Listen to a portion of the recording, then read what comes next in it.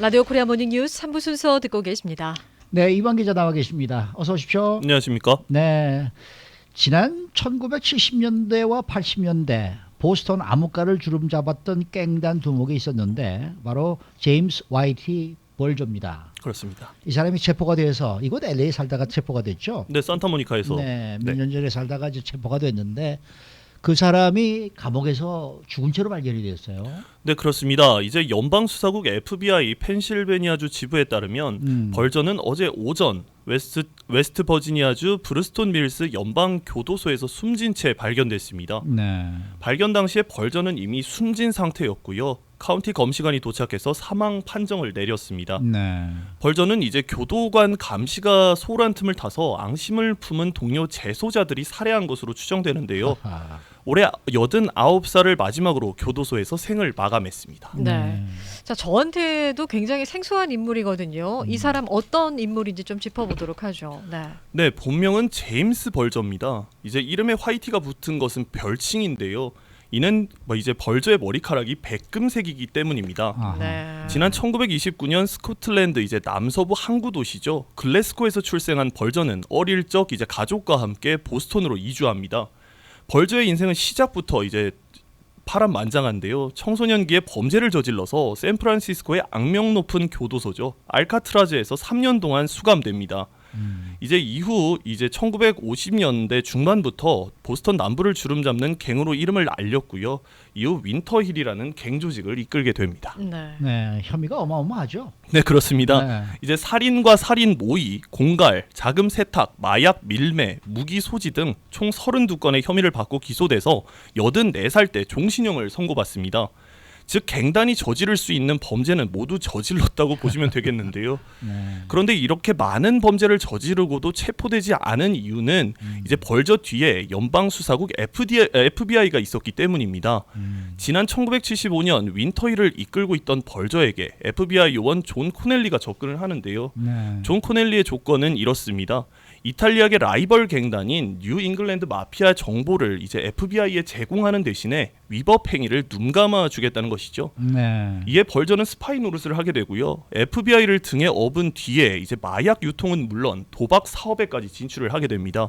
하지만 지난 1994년 매사추세츠 경찰과 마약 단속국의 수사망이 좁혀지면서요. 벌저는 16년 동안 도피 생활을 시작을 하게 됩니다.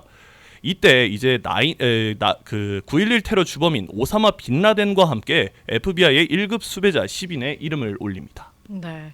자, 16년 동안 도피 행각을 벌였다는 것 자체도 굉장히 유명한 일화인데 체포됐을 때도 거의 영화처럼 체포가 돼서 아주 그 당시 언론에서 떠들썩했었잖아요. 네, 그렇습니다. 제가 이 갱단 두목을 자꾸 미화해서 말씀드리는 것 같아서 말씀드리는데요. 이는 모두 사실에 근거한 겁니다. 네. 네, 이제 지난 1994년 12월 벌저는 내연녀였던 캐서린 그레이그와 함께 신분을 세탁합니다. 의심을 받지 않기 위해서 가명으로 집도 구매하고요. 주민들과 상당한 친분도 유지합니다. 이제 벌저와 그레이그는 멋지게 차려입고 애완용 푸들과 함께 산책도 하는 등 그저 다정한 부부로 이제 꾸미는데요.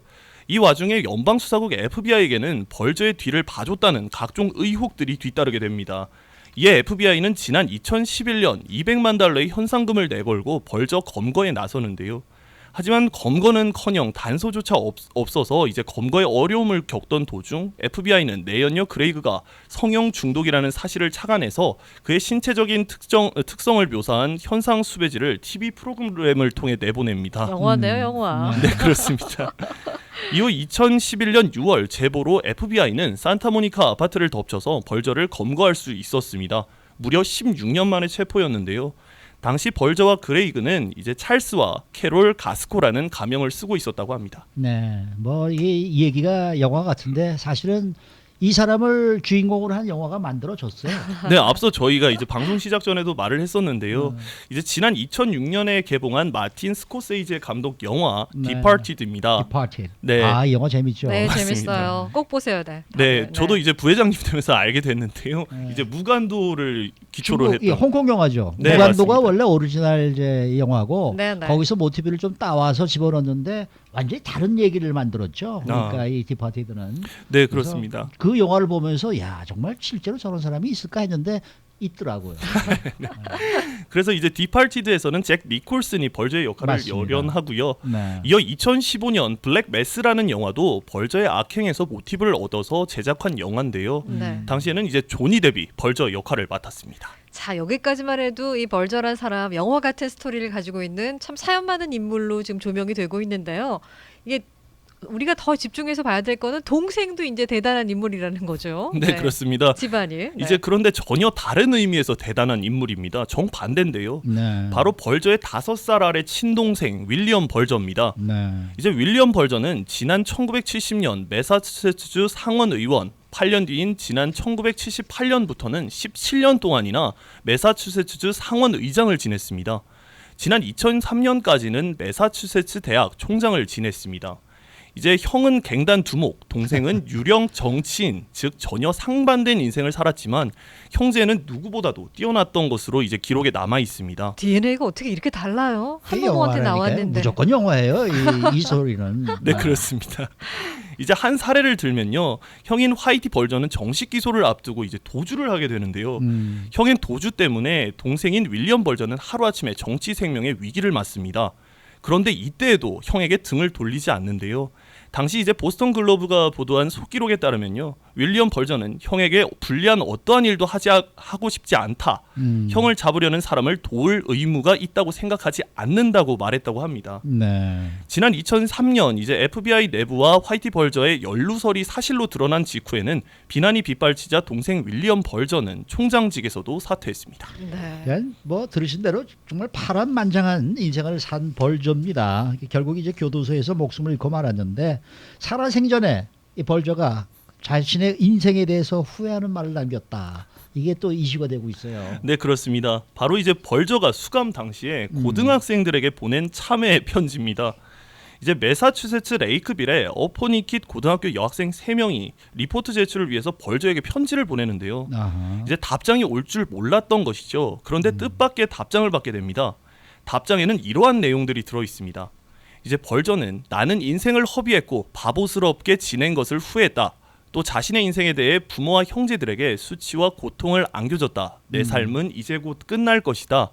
벌저는 이어 조언은 부질이 없다. 어떤 사람들은 나에게 범죄에 관한 조언을 구하는데 내가 확실히 말할 수 있는 것은 범죄로 돈을 벌려면 로스쿨에 가라는 것이었습니다. 아, 범죄로 돈을 벌려면은 로스쿨에 가서 변호사가 되라 그 네. 얘기죠. 그러니까. 네, 그렇습니다. 범죄인들을 변호해 주면서 돈 받아라. 그렇습니다. 얘기죠? 네, 네. 그렇습니다. 참 뭐 아까 왜 우리 이현 기자 그런 얘기 했잖아요. 제가 좀 미화하는 것 같아가지고 이 나쁜 사람을 미화하는 것 같아서 좀 그런데요라고 말씀을 하셨는데 정말 미화를 조금 하신 것 같기도 해. 다시 한번 말씀드릴 수 있는 건 정말로 제가 이제 기록을 좀 찾아봤는데 네. 모두가 사실입니다. 그래요. 정말 영화 같은 삶을 살았던 아하, 인물이었습니다. 아하. 네. 그 샌프란시스코 이 산타모니카에서 잡힐 때도 옆집에 있던 사람이 아마 제보를 했던가 그런 걸로 제가 지금 기억을 하는데 그 옆집에 있던 사람이 이제 그 그레이그의 지인이었다고 합니다. 글쎄 네. 아는 사람이었고 그 우연히 알게 돼가지고 그걸 제보를 해줬다고 그렇게 얘기를 하는 것 같아요. 맞습니다. 네, 네. 세상에 무덤까지 가는 비밀은 없는 없어요. 거예요. 네. 없어요. 네, 수고 많으셨습니다. 감사합니다. 네, 이황 기자였습니다.